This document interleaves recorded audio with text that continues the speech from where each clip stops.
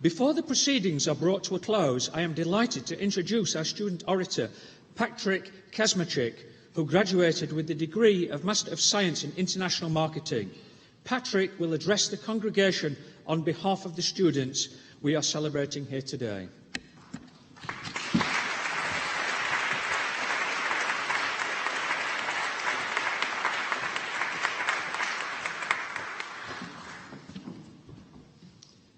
Graduates, guests, and esteemed scholars of Newcastle University. Education is what remains after one has forgotten what one has learned in school.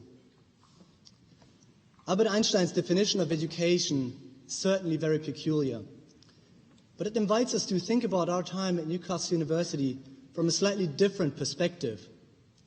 Yes, we did go through many exams, assignments, and presentations to be here.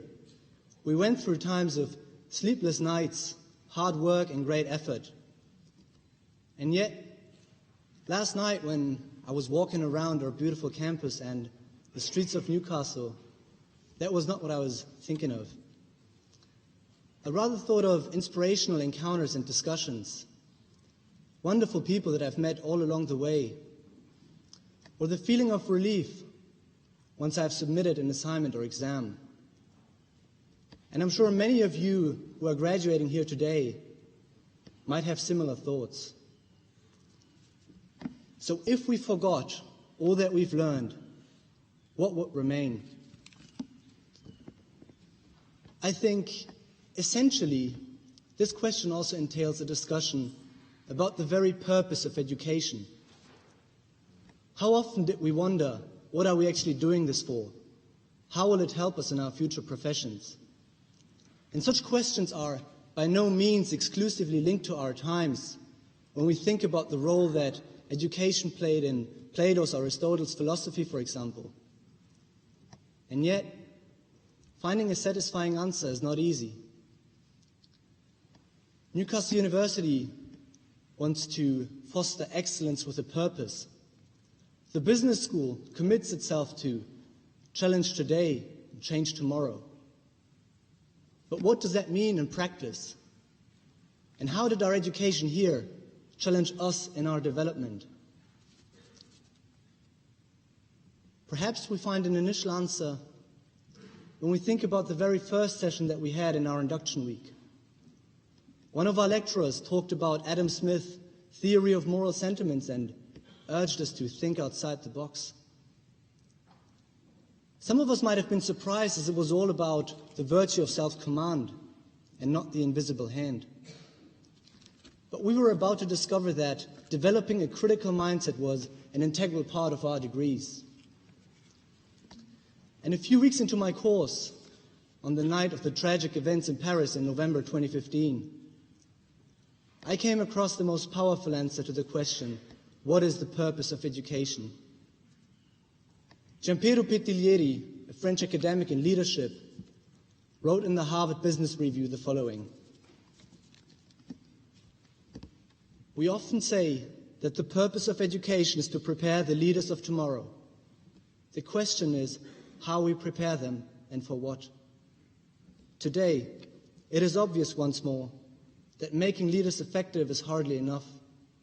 Giving them the confidence and tools to claim the values and pursue the goals of those like them, in fact, will only make things worse.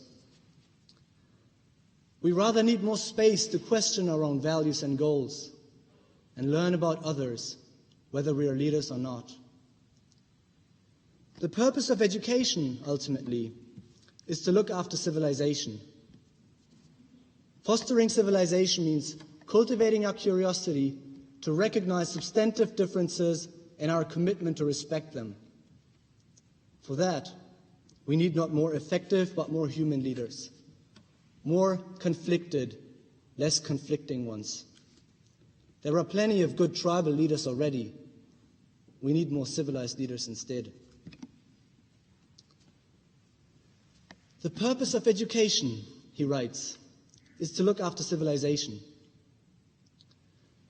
Almost exactly 50 years ago, in this room, in his acceptance speech, Martin Luther King attested the world 3 severe problems: racism, poverty, and war. Today, I think all that we would have to add to that list is climate change. It seems that education, by and large, has utterly failed to live up to its purpose. The power of ideas which have created and shaped the severely damaged world we find ourselves in too often remained unchallenged. The crux, therefore, lies in breaking with such type of thinking. And as John Maynard Keynes noted, the difficulty thereby lies not in the new ideas, but in escaping from the old ones, which ramify for those brought up as most of us have been into every corner of our minds. In this regard, I think, and the Pro-Vice Chancellor mentioned it briefly in the introduction or the opening of the ceremony, Newcastle University gave us exactly this type of education that is needed to question existing paradigms by cultivating not only our minds, but also our hearts, enabling us to make a positive contribution to society and the institutions we'll work for. In this current battle of ideas, we have received the tools, knowledge, and experience to make a true difference in this world, and obviously each and every one in their own way. I have experienced some tremendous passion for the environment among some students. Others were great advocates of gender equality, or the living proof that there is no difference in what men and women can accomplish. I also saw a wonderful commitment to peace and justice, nurtured by insightful teachers and critical thinkers. And therefore, looking back on the past 15 months gives me hope and confidence that a positive change is possible. We have learned the good that capitalism and business can produce, that the rise of international tensions, extreme inequality and injustice is not a natural force, but a result of wrong and short-sighted thinking. In order to address the changes that are so desperately needed, we should focus in our professions, as during our degrees, on things that truly matter. International and cross-cultural cooperation instead of conflicts.